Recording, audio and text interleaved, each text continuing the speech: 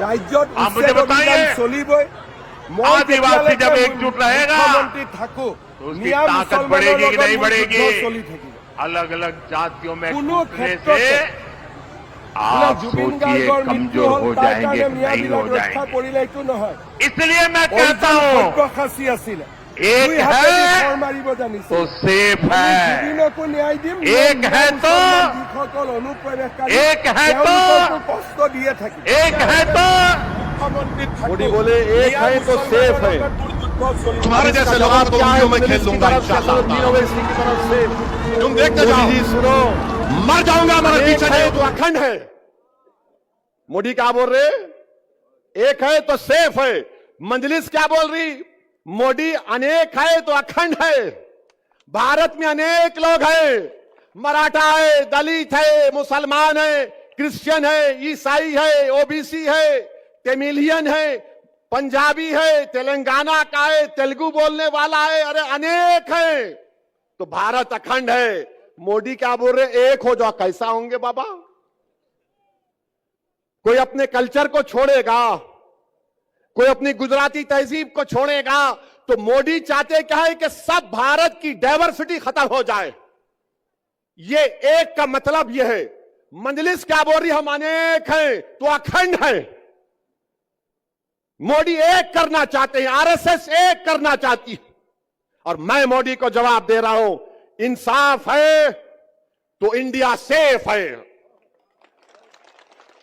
इंसाफ है तो India safe है, संविधान है तो सम्मान है, अंबेडकर जिंदा है तो गोडसे मुर्दा है। और फिर मोदी बोले एक है तो सेफ है। जितने छत्रपति शिवाजी महाराज को सच्चे मानने वाले हैं तो मोहब्बत है, तो मोहब्बत है। और मोदी बोल रहे एक है तो सेफ है। तो मोदी क्या कर रहे हैं महाराष्ट्र के चुनाव में? मोदी एक काम कर रहे हैं कि मराठा वर्सेस ओबीसी कर रहे हैं। मोदी क्या करना चाहते हैं? मैं हमारे ओबीसी भाइयों को बोल रहा हूं कि इसकी साजिश से मत आओ आप। ये एक की बात कर रहा है, हम अनेक की बात कर रहे हैं। ये लड़ाना चाहते हैं, एक के नाम पर सबको लड़ाना चाहते हैं। आप इनकी साजिशों में मत आओ।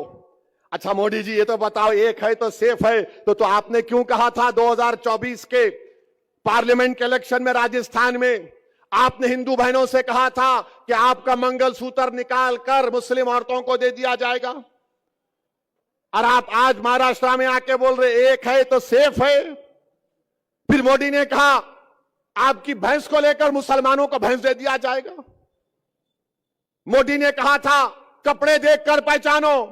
अगर एक है तो सेफ है तो बताओ मोदी, आपके घर से चंद मिनट के फासले पर दिल्ली की सड़कों पर किसका खून बह रहा था?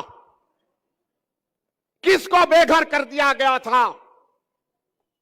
इसका बात नहीं करेंगे। और फिर मोदी बोलते हैं एक है तो सेफ है।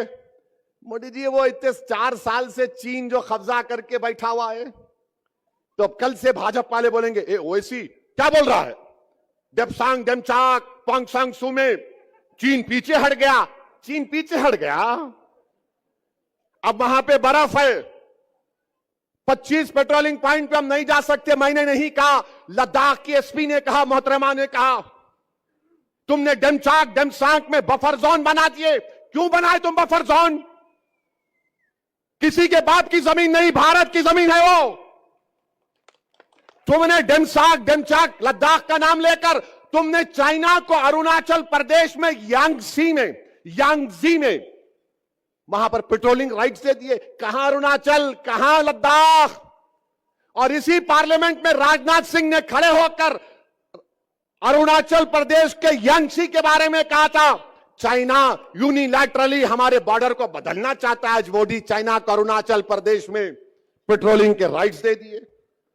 और फिर मोदी क्या समझते कि जो मेरे को मान लिया उन्हें देशभक्त है, जो नहीं माना उन्हें देशभक्त नहीं है। मैं आपको नहीं मानता मोदी जी, क्या करेंगे आप? मैं देशभक्त हूं, मैं नहीं मानता तुम्हारे को, मैं तुम्हारी आइडियोलॉजी को नहीं मानता। मैं तुम्हारे साथ जब तक जिंदा हूं तुम्हारे से खिलाफ लड़ता था, लड़ता रहूंगा इंशाअल्लाह ताला। मैं नहीं मानता तुम्हारी आइडियोलॉजी को जो लोगों के दिलों को तोड़ती है। मैं नहीं मानता तुम्हारी आइडियोलॉजी को जो लोगों की नफरत की दीवारों को उठाती है। मैं नहीं मानता तुम्हारी सोच और फिक्र को जो भारत को कमजोर करना चाहती। मगर मोदी क्या बोलते, मेरी तारीफ करो, तुम देशभक्त हो।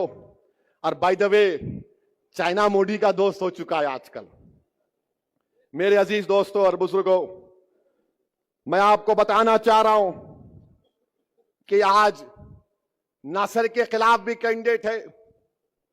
कौन है उन्होंने?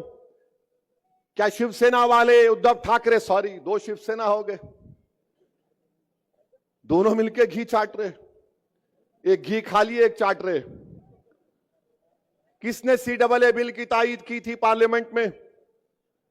किसने NRC की तायीद की थी? किसने ट्रिपल तलाक की तायीद की थी? किसने UAPA के कानून की तायीद की थी?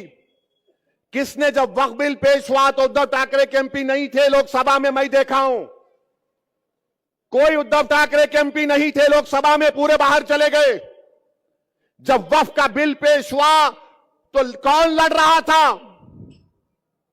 उस वक्फ के कानून के इंट्रोडक्शन पर असदुद्दीन ओवैसी अकेले लड़ रहा था। और मैं आपको आज दिल की बात बता रहा हूं, मुझे माफ कर देना औरंगाबाद के गयूर लोगों, मैं जब अकेला खड़े होकर उसके इंट्रोडक्शन के खिलाफ लड़ रहा था तो 2-2 बार मेरी जबान से निकल गया, इम्तियाज मियां उठो, इम्तियाज मियां उठो, मगर इम्तियाज मियां यहां बैठे थे। मेरे भाई, ये वक्फ का कानून मस्जिदों को छीन लेगा अगर यह कानून बनता है। यह कानून बनता है तो दरगाहों को छीन लेगा, ईदगाह की जमीन को छीन लेगा, कब्रिस्तानों को छीन लेगा। इतना गंदा बिल बनाया गया। बताओ, अगर तुम्हारी आवाज होती भारत की पार्लियामेंट में, इम्तियाज अख्तर अली ईमान अगर कामयाब हो जाते, किसका फायदा होता? आपका होता, संविधान का होता, जमहूरियत का होता। मगर ये कोविड का वायरस फैलाने वाले हमारी सफों में निफाक पैदा कर दिए। इस तरह का वक्फ का बिल पेश किया गया भारत की पार्लियामेंट में। मेरे अजीज दोस्तों और बुजुर्गों, इस कानून के खिलाफ हमको और आपको खड़े होना है।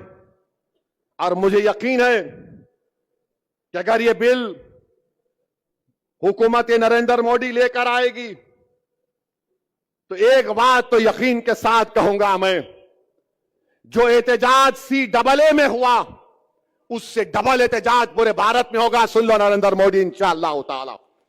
ये बिल को हम नहीं मानते। ये बिल हमारी मस्जिदों को छीनना चाहेगा।